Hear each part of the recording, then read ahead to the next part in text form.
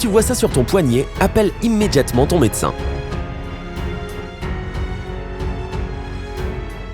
Quand des excroissances apparaissent sur les mains, les poignets ou les doigts, nous pensons avec nonchalance que c'est à cause d'un coup, d'une allergie, d'une piqûre ou simplement d'une ampoule. Et ça passera tout seul, semble être ta devise préférée. Mais il est peut-être temps de commencer à prendre la santé de tes mains un peu plus au sérieux. Aujourd'hui, nous allons principalement parler d'une excroissance sur ton poignet, qui peut sembler être inoffensive, mais qui en réalité est beaucoup plus grave que ce que tu pourrais penser. Ces bosses au poignet, aussi connues comme un kyste synovial ou un hygroma dans le secteur de la médecine, sont en fait une poche remplie d'un liquide qui apparaît généralement sur le dos du poignet, mais qui peut également apparaître à l'intérieur du poignet.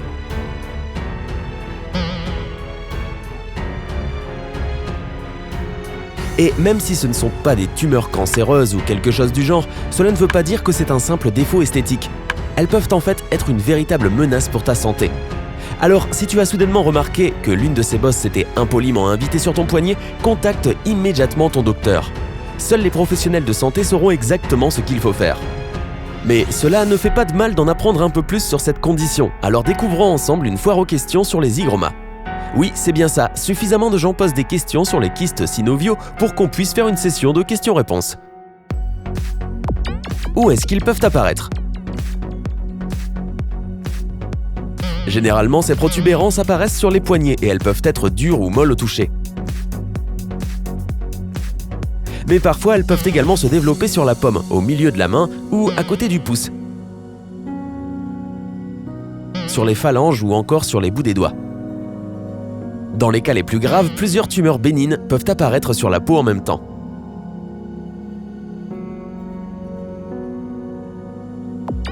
Pourquoi est-ce qu'ils apparaissent ? Il n'est pas toujours facile de déterminer la raison pour laquelle ce kyste est apparu, et ton docteur est la seule personne capable de te donner une explication complète. Il existe plusieurs facteurs basiques qui influencent le développement du kyste. Tout d'abord, le premier, qui est plutôt commun chez les personnes qui souffrent de kyste synovial, est une faiblesse ostéo-articulaire congénitale.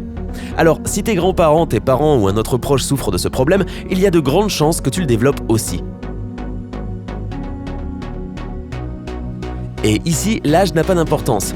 L'hygroma peut se développer de la même manière chez les adultes et chez les enfants.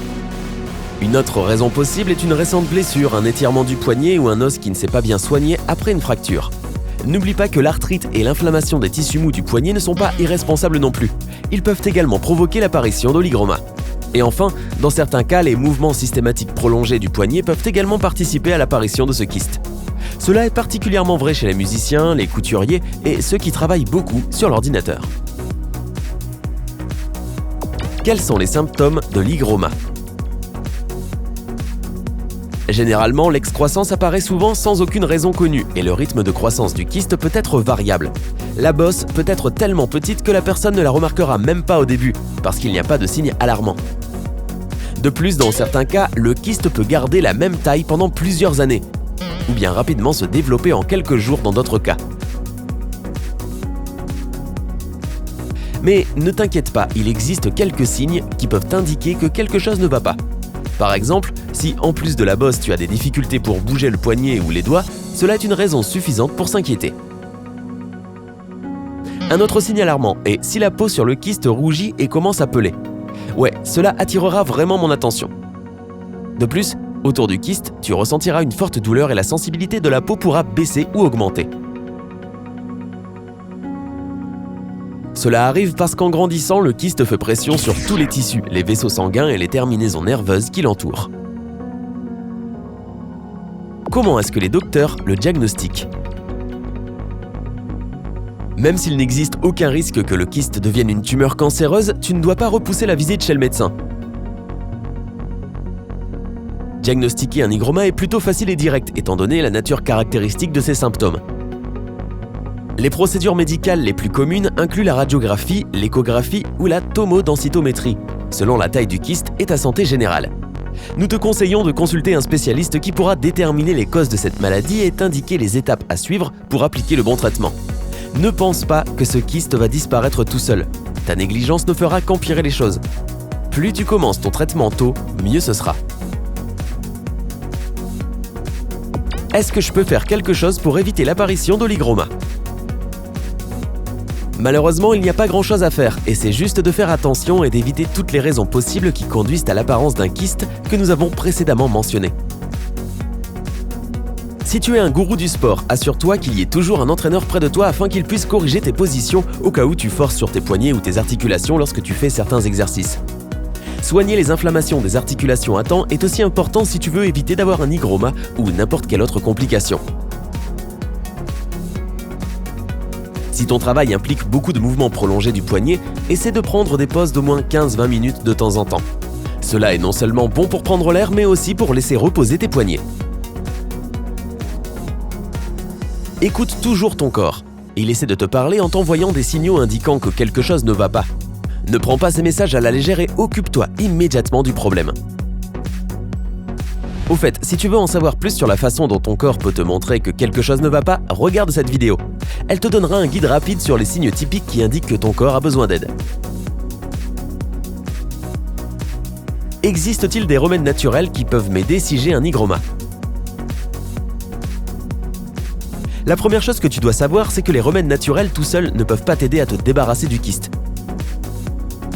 Ils peuvent légèrement améliorer la situation, bien sûr, mais seul le traitement médical indiqué par un docteur peut complètement éliminer ce problème.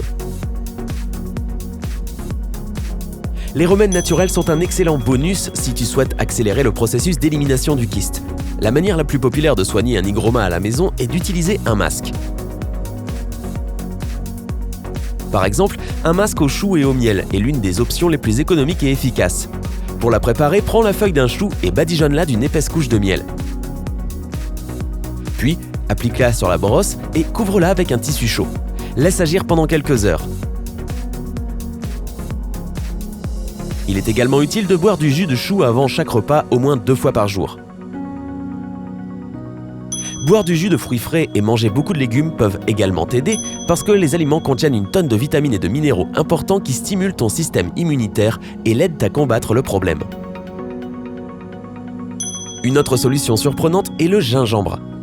Ses propriétés anti-inflammatoires sont excellentes pour soulager la douleur et l'inflammation. Tu peux soit inclure le gingembre dans ton alimentation ou bien faire du thé au gingembre et en boire 2 ou 3 tasses par jour. Découpe un morceau de gingembre frais et mets-le dans une tasse d'eau bouillante. Laisse infuser pendant environ 10 minutes et voilà, ton thé est prêt. Et nous ne pouvons pas oublier l'aloe vera. Ce remède fait des miracles pour n'importe quel type de problème, même l'hygroma. Tout ce que tu dois faire, c'est récupérer le gel d'une feuille d'aloe vera fraîchement cueillie, l'appliquer sur la bosse, laisser agir pendant 15 à 20 minutes, puis rincer avec de l'eau. Répète cette opération 1 ou 2 fois par semaine. Tout comme le gingembre, l'aloe vera est un anti-inflammatoire naturel et il aide à accélérer le processus de guérison. Comme tu peux le voir, il existe un tas d'options selon tes préférences. Cependant, il est quand même important que tu consultes ton docteur avant d'utiliser ces remèdes, parce que seuls les professionnels de santé savent exactement ce qui t'aidera en plus de ton traitement. Avais-tu déjà entendu parler de cette condition avant de regarder la vidéo ? Dis-le nous dans les commentaires ci-dessous. N'oublie pas d'appuyer sur j'aime et de partager cette vidéo avec tous tes amis et proches. Cette information pourrait être vitale pour eux dans le futur. Abonne-toi à notre chaîne et rejoins-nous du côté sympa de la vie.